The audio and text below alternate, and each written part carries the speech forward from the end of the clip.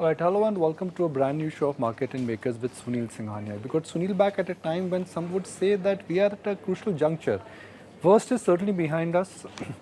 The economy has rebalanced itself after the Ukraine crisis. Same time last year, there was extraordinary spike in inflation, but now globally things are looking settled. But markets will always get something to worry about. Last time when we spoke to Sunil, we were worried about oil, commodity prices. Now markets have started talking about the importance of electoral cycle and the outcome of state election and what will happen to the general election cycle in 2024. So all that and much more with Sunil Singhania in this edition of Markets and More. Sunil, it's been a good comeback by the bulls. The Nifty is up 1500 points plus from the recent low. For a market where 6 weeks ago everybody was talking about breakdown, now we have a breakout in front of us. What to your mind which has changed in the last 6 to 8 weeks which has made bulls make such a strong comeback?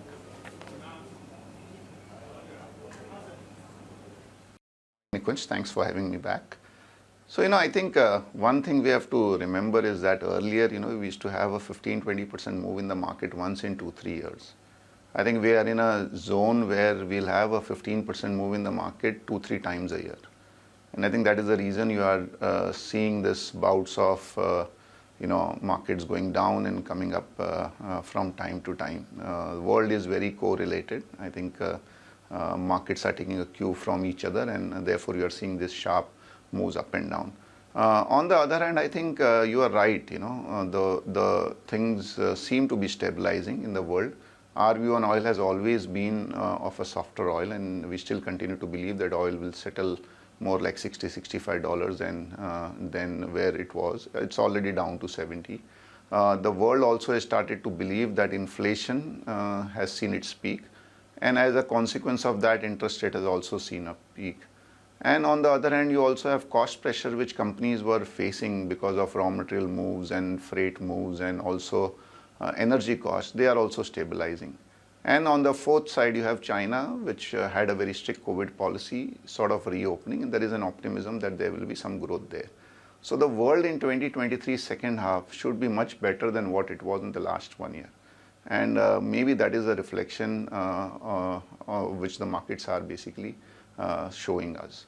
As far as India is concerned, result season has been pretty good.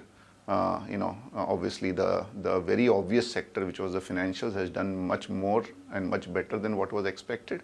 And other sectors have performed in line or better than the muted expectations which the street generally had. And as we move forward, again, the optimism is that with interest rates coming off, so 10-year yields in India are down below 7%. Inflation has hit a significant low post the Russia-Ukraine issue even in India. And general optimism of good growth going forward. And the markets are looking with a lot of optimism. And the last thing is 18 months we have not seen Nifty go anywhere. So we are still at the October 21 levels as far as Nifty is concerned. And in this last 18 months, we have had 6 quarters where cumulative earnings has gone up by almost 25-30%. So the Nifty P multiple on a 1 year forward, which used to be like 24-25 times, is down to like 16-17 times. So overall valuations also seem to be much more reasonable than what they were maybe 18 months back. You started your opening remarks with a 15-20% move. It could happen 2 or 3 times in a year. It's like saying that, your birthday may come once in a year, but you will get these big moves at least 2 or 3 times in a year. So if I look at the recent rally, looks like in this recent rally, which is the summer of 2023 rally, it still has some more headroom left.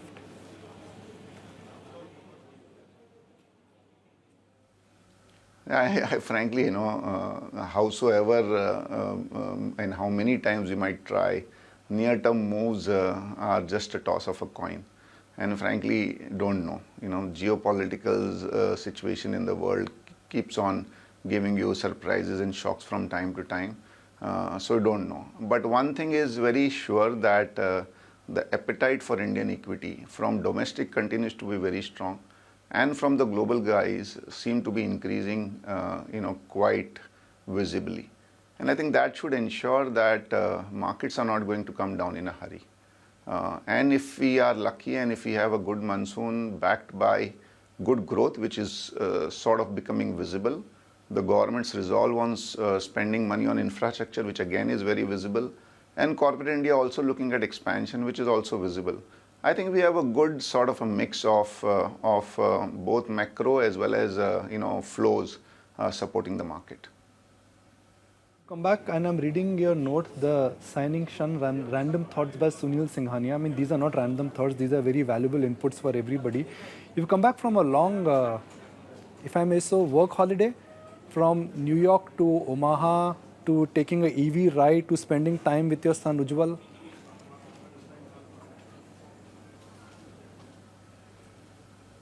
Yeah, it was not a holiday, it was work. Obviously, when you're working during the day, evenings become holiday. But it was good, Nikunj. I used to be traveling to US maybe once in 3-4 months earlier. During COVID, you had a long break, and the last time I went was October 22. But things were not very open that time. So I think this trip was very insightful. You were able to meet people right from fund managers as well as allocators in New York. I met a lot of interesting people during the Warren Buffett, Charlie Munger's AGM in Omaha, and then in the Bay Valley actually saw the evolution of electric vehicles and the technology landscape in person. I think it's a big sort of a learning. So it was very insightful, and I think one thing which is very clear and which I mentioned in my note, that the move from dragon to elephant is very visible. I think across the board, allocators as well as investors are looking at some move away from their allocation to China into other countries, and India is coming up quite, I would say strongly up there. The other thing is obviously, this move towards digital technology, electric vehicle is for real. It's not going to go away. So you might argue that stocks are cheap, expensive. In the near term, they might go up and down. But structurally, this move is for real. Sunil, in your note, and you've just highlighted that the India appeal and the interest towards India is at an all-time high. If that is the underlying mood, then what explains that big fat sell number for 2022? And even for the year, FIs may be back, but the number is still down 29,000 crore on a YTD basis. So obviously, Nikunj, last 1 year has been a very difficult year. You had the Russia-Ukraine war, oil went up to 140, all the commodities went up sharply. And obviously, India was relatively doing very, very well. And it's typical that when you have your view on the global equity markets not being positive, and there is one country which does well. So one is the overweight increases, and the other is you tend to knock off what is doing well. So I think that was one reason maybe. And second is, there is no one-on-one correlation on a day-to-day basis that, if they are positive, they will pump in like billions and billions of dollars immediately. It takes time. Obviously, India has always been an expensive country. It was very expensive maybe from their end last year. It is now at a reasonable level, and we are already seeing, this month we are almost seeing close to $800-900 million come into the country. So I don't know whether it will be near term or medium term, but we are very positive that over the next 18 months we should get back what we sort of lost in terms of outflows over the last 18 months. Sunil, can I say that right now we are going through the phase of the market that markets are at an all-time high, but the commitment levels perhaps are at a record low. FIs have been net sellers, HNI activity has been low, FNO open interest has been low. So it's like saying that market ऊपर गया है, मगर माल किसी के पास नहीं है. Nobody owns stocks. I don't think that is true. Yes, you can say that the overweight on India from foreign investors is not as high as it used to be. And therefore, there is room for some reallocation there. And as I said, the world dynamics are changing. We call it the 4D, in favor of India. One is democracy. I think the world has realized the importance of democracy post what happened in Russia and maybe a threat of what might happen in China. The second is demographics. I think India is going to be a young country at least for the next 20 years with a median age of like 30 years or lower. Third is obviously the huge domestic demand. And we always say that in 22, when the world was debating whether they will have a recession or they will just about have a 0% growth, in India the debate was whether we'll grow at 6% and 7%. And I think it's a great debate to have. And that was all largely because almost 80 to 83% of the Indian economy is domestic. And we have all seen how after 3-4 years post-COVID, we have started going on holidays, spending on festivals, weddings, and so on and so forth. And that is clearly visible in the strong domestic demand. And I think the fourth thing is the digital, benefit which the economy is getting. I think India has lagged in terms of physical infrastructure. We're trying to make up for that. But the digital infrastructure has been awesome. Tax collections are up 20% because compliance is higher. We have the UPIs and so many other things which have made India as an economy very efficient. And I think all this leads us to believe that if there is one economy, large economy in the world, which can continue to grow at 6-7% for the next 7, 8, 10 years, I think it is India. And if you grow that, the economy size almost doubles from 3 trillion to 6.5 trillion. And I think that is the kind of wealth which can be made. So it will happen. Obviously, as I said, India relatively turns out to be quite expensive. And therefore, investors take their time, before taking a call on whether to go all out or just start nibbling. What is your view on banks, given that right now there is a consensus view that banks is the way forward? Credit growth is strong, NPAs are down, this entire 2,000 rupee move by the government maybe could also help some of the banks in garnering deposits on the margin. Do you think banks is more like a consensus view and a consensus trade?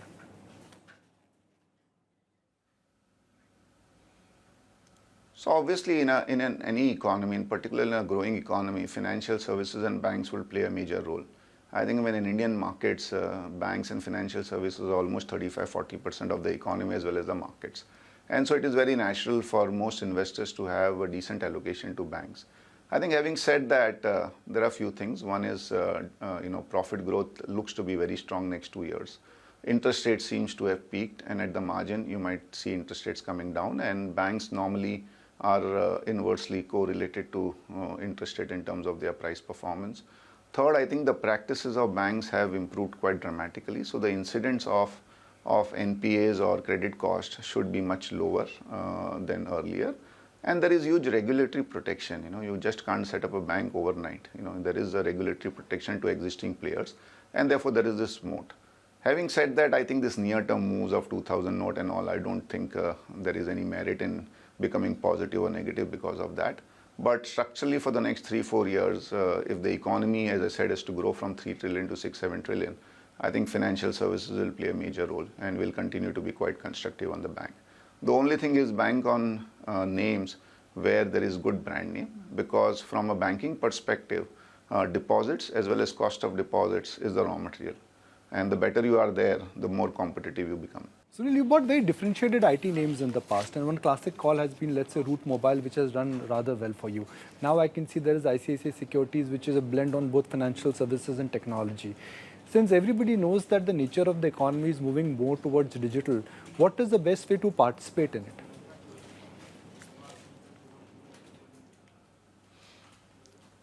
I think every business, irrespective of which business you are in, will have to have a digital strategy. So I think more than what is the best way to participate, Nikunj, one has to be very clear that stay away from companies which will not adapt themselves to embracing this truth. You mentioned about EVs. I think EVs, even if there are no direct plays, at least avoid companies which will get impacted because of the EV play. I think similar is the case with digital. Having said that, obviously there are quite a few good names which got listed, and hats off to them for creating businesses out of nowhere, hiring hundreds and thousands and lakhs of people in India. But a lot of them don't fall into our criteria of being profit making and having decent return on capital employed. And therefore we tend to avoid, we don't understand those businesses. But I'm very sure that there are other smarter fund managers who would understand those businesses.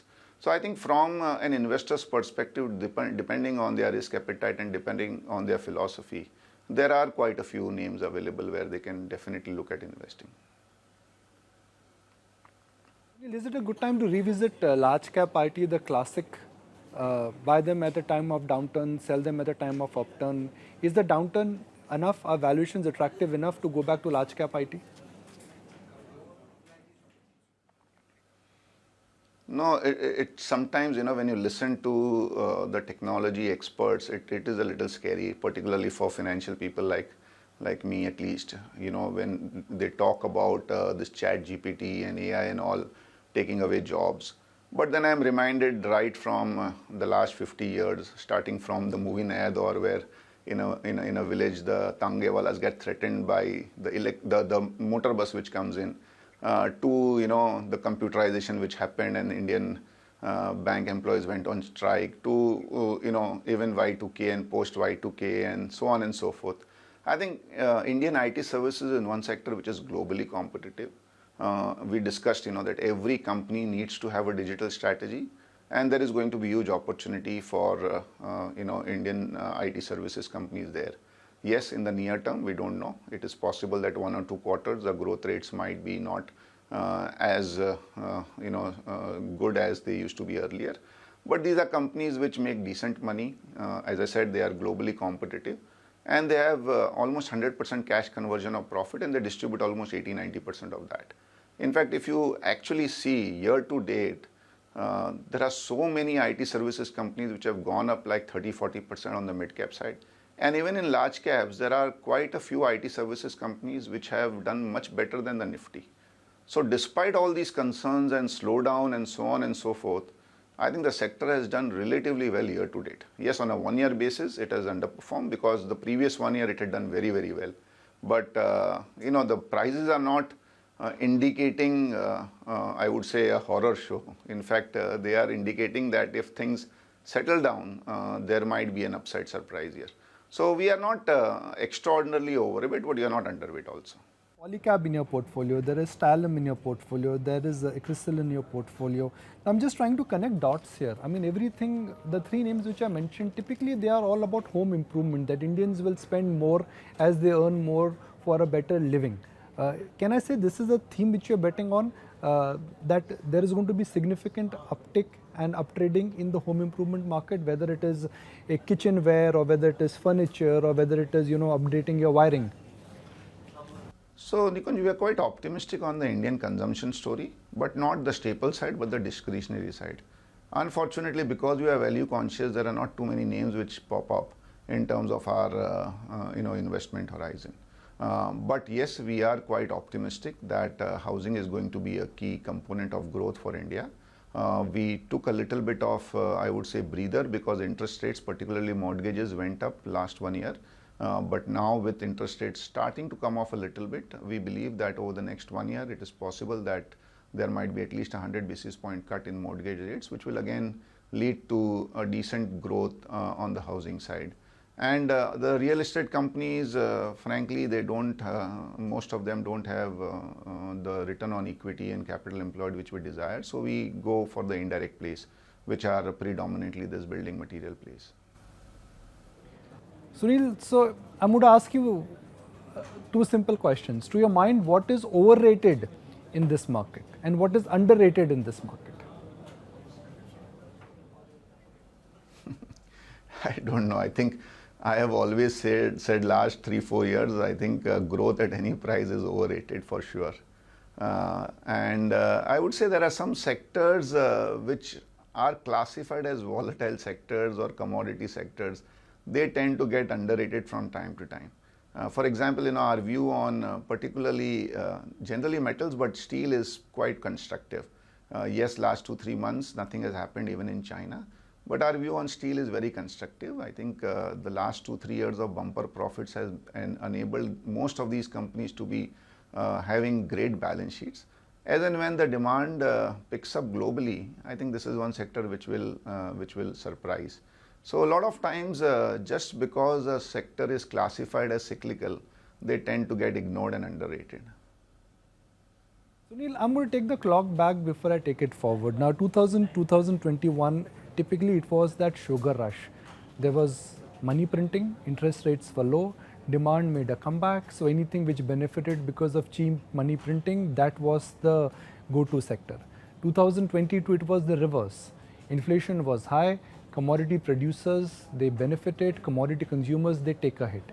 Now that things have normalized, what template do you think we are in for next 12 to 18 months in terms of a theme?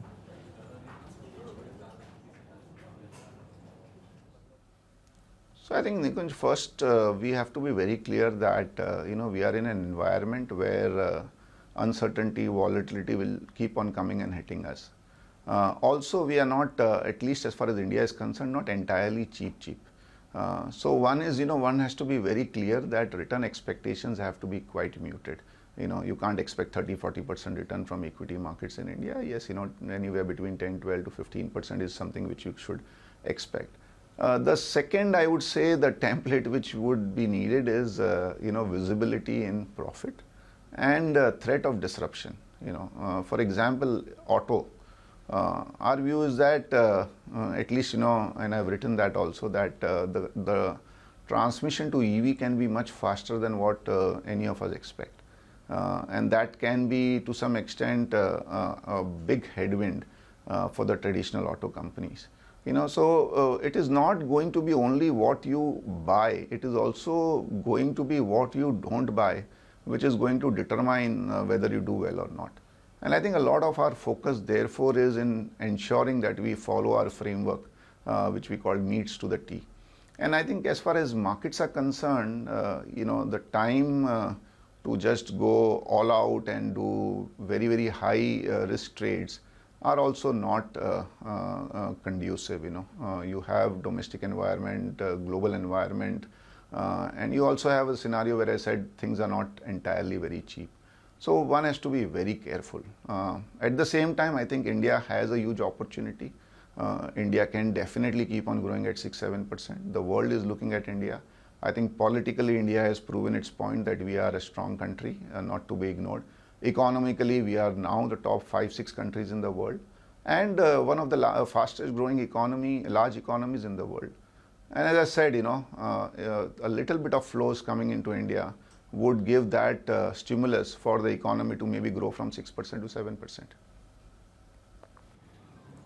Sunil, market price is a function of EPS into PE. We both know that. But while we pretty much can try and map the earnings trajectory, nobody knows where the perception of the PE multiples would change, whether it is flows or whether it is compulsion. Where do you think right now the market perhaps could see a uptick or a re-rating of P multiples on the upside and also on the downside? Actually, Nikunj, very funnily, we were just looking at the mid-caps as per the SEBI definition, which is predominantly companies with a 15,000 to 45,000 crore market cap. So there are almost 150, 200 companies there. Actually, if you see, none of them trade, or most of them trade at PE multiples which are maybe 2 times that of Nifty, because there is so much money which has gone into it.